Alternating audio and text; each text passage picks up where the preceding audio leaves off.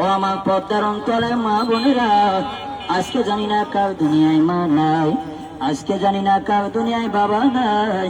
ওই মা বাবার কবরখানা জান্নাতের বাগান বানাইয়া দাও।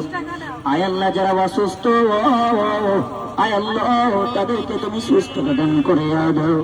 আয় আল্লাহ, তুমি তো বলেছো যারা অন্ধ ইয়তীম আল্লাহ তুমি নাকি তাদের দোয়া কখনো ফিরিয়ে দাও না।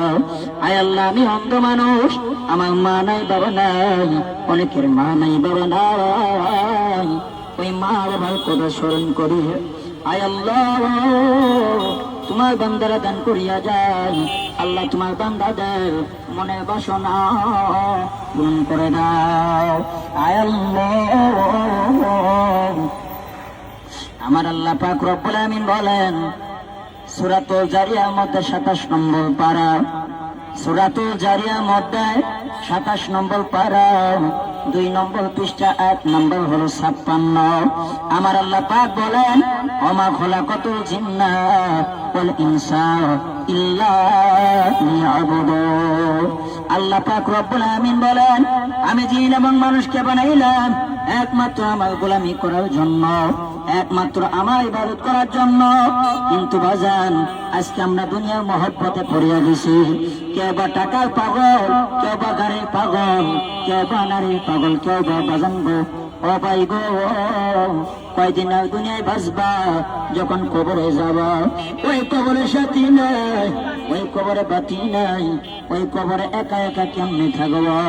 এই জন্য আমার বাজানদেরকে বলবো ও মা, তোমরা যারা বাড়িতে যাইতেছ, তোমরা যাওয়া আসার পথে অন্ধ এতিমকে একটু দান করে যাও।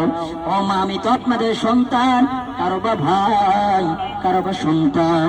ও বাজান গো, এই জন্য তোমাদেরকে 2টা পায়ে দিয়ে বলে যাও বাজান, আজকে গুনাহ করতে করতে অন্তরটাকে কালো বানা ফেলাইছ। ও বাজান গো, আমার আল্লাহ পাক রব্বুল আমিন বলে আমি আল্লাহ কত বড় মায়ের মাওলা, আমি আল্লাহ কত বড় মায়ের মাওলা।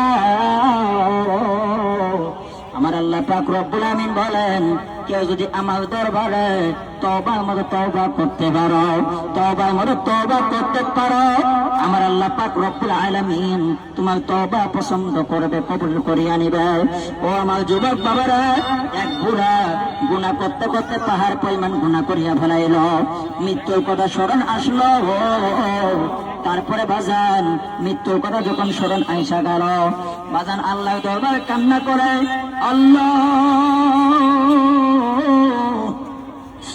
ওই অন্ধকার কবরে কে নিয়ে যাব, ওই কবরের কামাই তো কিছু করতে পারলাম না।